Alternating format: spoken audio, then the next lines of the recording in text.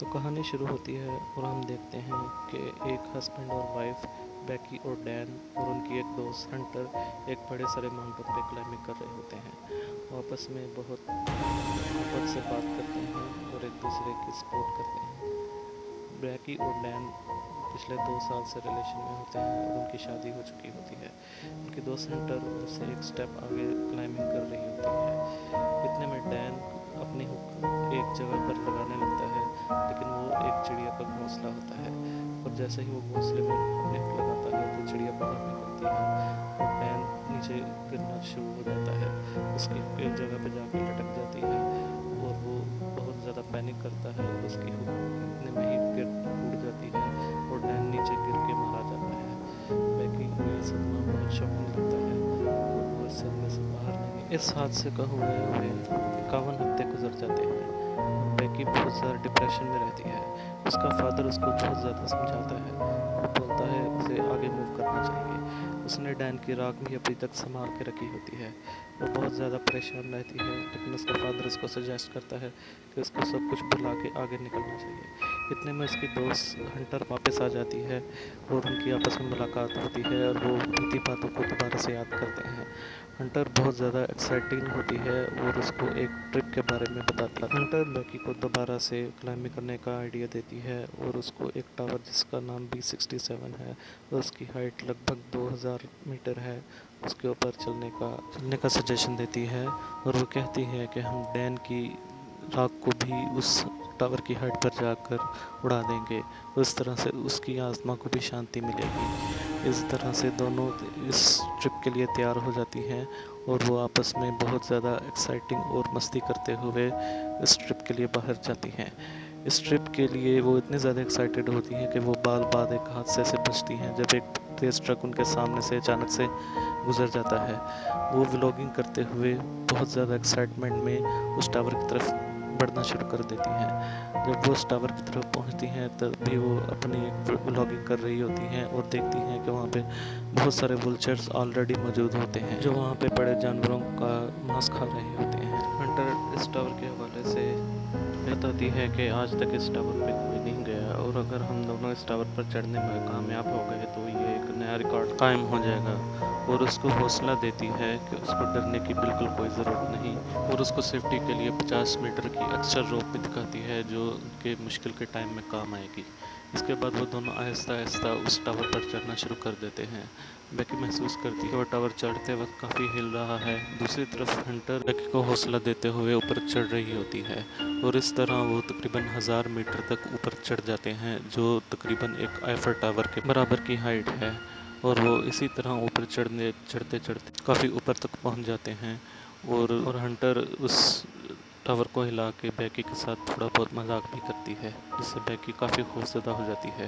लेकिन हंटर का मकसद बैकी का खौफ और डर उससे दूर करना होता है और बैकी अपने आप को हिम्मत देती है और हंटर के पीछे पीछे चढ़ना शुरू कर देती है। इस दौरान हम देखते हैं कि उस टावर का एक नट भी ढीला होकर नीचे गिर जाता है। आखिरकार वो टावर की हाइट पर पहुंच जाते हैं और वहाँ जाके वो खूब मस्ती करते हैं और अपने ड्रोन से वीडियोलॉगिंग करते हैं और शूटिंग करते हैं। और हंटर एक्साइटिंग में अपना एक व्लॉग बनाती है जिसमें वो एक हाथ से टावर से लटक जाती है और वो बैकी को भी ऐसा करने का एक बार मौका देती है और बैकी भी एक बार ऐसा करती है।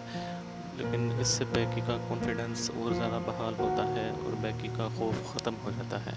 इसके बाद वो डैन की राख को हवा में उड़ा देते हैं और उसके बाद वो एक दूसरे से अपने इस टूर के बारे में ख्यालात का शेयरिंग करते हैं और उसके बाद वो अपनी हार्नेस पहन के दोबारा नीचे उतरने की तैयारी करते हैं। बैकी पहले नीचे उतरती है और वो देखती है कि उसकी लेडर टूट गई है और वो नीचे गिरना शुरू हो जाती है, लेकिन हंटर उसे उस स्पोर्ट की मदद से बचा लेती है और उसे दोबारा ऊपर चढ़ा देती है। बैकी का बैग जिसके अंदर खाना और ड्रोन होता है वो नीचे ही कहीं गिर जाता है, वो उस टावर पर लटक जाता है। दोनों काफ़ी परेशान हो जाते हैं कि उस बैग को कैसे वापस लाएंगे, वो उनकी पहुंच से दूर हो जाता है। इतने में हंटर उसको एक माइक्रोफोन और एक फ्लेयर गन वहाँ से मिलती है। हंटर बैकी को बताती है कि इसका कोई फ़ायदा नहीं अगर हम इसको अभी यूज़ करेंगे। इतने में वो बैकी के पाँव पर जहाँ पे उसके चोट लगी होती है वहाँ पे एक पट्टी बांध देती है और उसको रिलैक्स करने का कहती है। और बैकी हंटर की कुछ वीडियो शूट करती है इसके बाद कुछ टाइम गुजर जाता है और हंटर देखती है कि वहाँ पे एक ट्रक आया हुआ है। वो खुश होकर बैकी को इसके बारे में बताती है और वो चेक करती है कि जो पोस्ट उसने की थी सुबह में उस पर काफ़ी कमेंट्स और लाइक्स आए हैं। इसलिए वो फैसला करती है कि वो इस मोबाइल को नीचे हैंग करके रखेगी ताकि उसके फॉलोअर्स उसकी हेल्प कर सकें। और वो ऐसा करने के लिए मोबाइल को एक रस्सी से बांधकर थोड़ा नीचे भेजने की कोशिश करती है, लेकिन सिग्नल नहीं आ पाते। इसके बाद वो थोड़ा सा नीचे जाकर उस मोबाइल को मज़ीद हैंग करने की कोशिश करती है ताकि मोबाइल सिग्नल कैच कर सके और उनका मैसेज किसी न किसी के पास चला जाए ताकि कोई ना कोई उसकी हेल्प को आए। लेकिन ऐसा कुछ भी नहीं हो पाता। इसके बाद वो दोनों मज़ीद परेशान हो जाती हैं। उसके बाद वो फैसला करती हैं कि वो मोबाइल को अपने बूट के अंदर टो करके नीचे फेंकेगी। इससे उनका मोबाइल भी नहीं टूटेगा और शायद उनका पोस्ट कोई ना कोई देख ले और उनका मैसेज किसी न किसी के पास चला जाए। इतने में हंटर और बैकी देखती हैं कि वहाँ पे एक आदमी अपने एक कुत्ते के साथ वहाँ पे घूम रहा है। इसलिए वो उसको कोई ना कोई सिग्नल देने की कोशिश करती हैं। वो काफ़ी शोर मचाती हैं, लेकिन उस आदमी तक कोई आवाज़ नहीं जाती। वो अपना बूट भी नीचे फेंकती हैं, लेकिन वो आदमी इस चीज़ को इग्नोर कर देता है। इसके बाद बैकी फ्लेयर गन को शॉट करने की कोशिश करती है, लेकिन हंटर उसको रोक देती है और वो उसको कहती है कि हमें रात तक का इंतज़ार करना होगा ताकि फ्लेयर गन के शॉट को कोई ना कोई नोटिस कर ले। और उसके बाद बैकी अपने मोबाइल में कुछ वीडियोस देखती है जिसमें वो नोटिस करती है कि हंटर का शोहर डैन की तरफ शुरू से बहुत अट्रैक्ट थी। उसके बाद वो फ्लेयर गन को शॉट करते हैं ताकि कोई ना कोई उनको देख सके। और इतने में एक आदमी उनको वहाँ से नोटिस कर लेता है और वो मोबाइल को ऑन करके उसका ध्यान अपनी तरफ खींचने की कोशिश करती हैं। वो आदमी और उसका साथी उनको देख तो लेता है, लेकिन उनकी मदद करने के बजाय वो उनकी गाड़ी को चुरा कर ले जाता है। और फिर हंटर और बैकी परेशान होकर एक दूसरे से फिर से बात करना शुरू कर देती हैं और हंटर बैकी को बताती है कि उसके शोहर डैन से कहीं न कहीं वो भी अट्रैक्ट थी, लेकिन आखिरकार डैन से उसी की शादी हुई। इस बात पे बैकी और हंटर का कुछ छोटा सा झगड़ा भी हो जाता है और उसके बाद वो एक दूसरे से थोड़ा सा नाराज़ हो जाती हैं। इस मौजू की वजह से बैकी हंटर पर कुछ गुस्सा करती है और इस हवाले से उससे दोबारा पूरी रात में कोई बात नहीं करती। और इस तरह बातें करते करते वह आखिरकार ये रात निकाल ही लेते हैं और सुबह में वो देख उनका खाने पीने का और ज़रूरी चीज़ों का सामान नीचे आंटीने के पास ही पड़ा हुआ है। इसलिए हंटर नीचे जाकर उस सामान को वापस लाने का ट्राई करने की कोशिश करती है। इस तरह से वो रस्सी बांध कर थोड़ा सा नीचे जाती है और उस सामान के पास आखिरकार पहुंच जाती है। इस बार बीच में उसका पाँव भी स्लिप करता है, लेकिन वो उस सामान तक किसी न किसी तरीके से रस्सी को छोड़कर पहुंच ही जाती है। फिर वो उस बैग को अपने कैमरा स्टैंड की मदद से उस रस्सी के साथ टो करती है और एक बड़ी जंप लगा के उस बैग को कैच कर लेती है। और इस बीच में बैकी उसको ऊपर की तरफ खींचना शुरू कर देती है। हंटर ऊपर पहुंचते पहुंचते अचानक से स्लिप हो जाती है और नीचे गिर जाती है। जब बैकी नीचे की तरफ देखती है तो वो देखती है कि हंटर ने अभी भी रस्सी पकड़ी हुई है, लेकिन उसके बाजू में काफ़ी चोट आई है, इसलिए वो खुद को ऊपर नहीं चढ़ा सकती। इसलिए हंटर पूरा जोर लगा के उसको ऊपर खींचने की कोशिश करती है और आखिरकार इस काम में कामयाब हो जाती है और हंटर को ऊपर खींच ही लेती है। इसके बाद वो कुछ खाने की चीज़ें इस्तेमाल करते हैं और उसके बाद उस ड्रोन पे एक नोट लिख के उसको चलाने की कोशिश करते हैं, लेकिन ड्रोन को थोड़ा सा चलाने के बाद वो महसूस करते हैं कि ड्रोन की बैटरी ख़त्म हो गई है। इसलिए वो ड्रोन को रिमोट की मदद से वापस अपने पास ले आते हैं।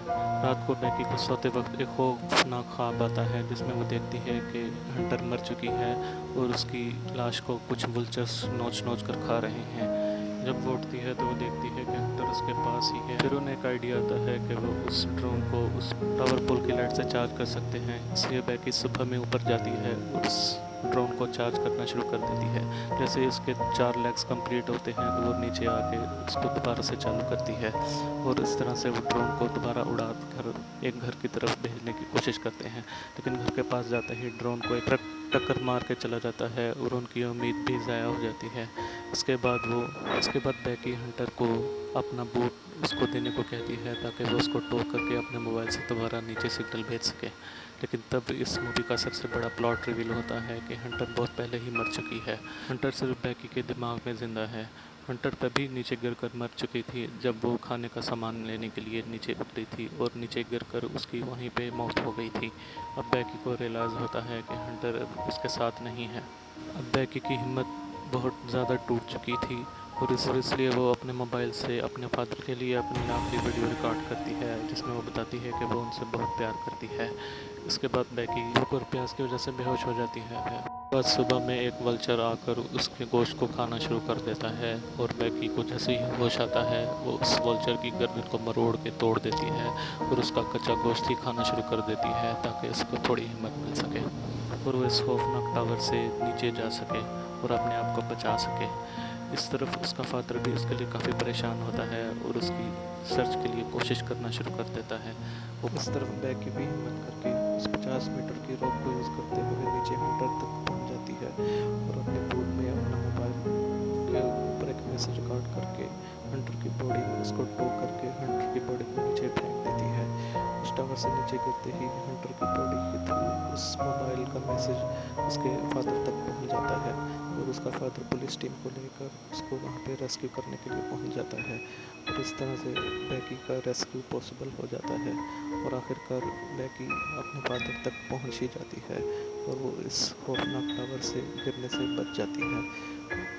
बैकी जब अपने फादर से मिलती है तो उसको अपनी गलती का एहसास होता है कि उसने बहुत बड़ी गलती की और अपने फादर की बात नहीं मानी। अब बैकी को इस चीज़ का एहसास हो गया था कि ज़िंदगी बहुत कीमती है और उसको अपनी ज़िंदगी को दोबारा से शुरू करना होगा और अपनी ज़िंदगी में आगे मूव करना होगा और इसी में डैन को बुलाकर आगे की नई ज़िंदगी शुरू करनी होगी। और इसी खूबसूरत मैसेज के साथ ये सस्पेंस और थ्रिलर वाली मूवी फॉल यहीं पे ख़त्म हो जाती है।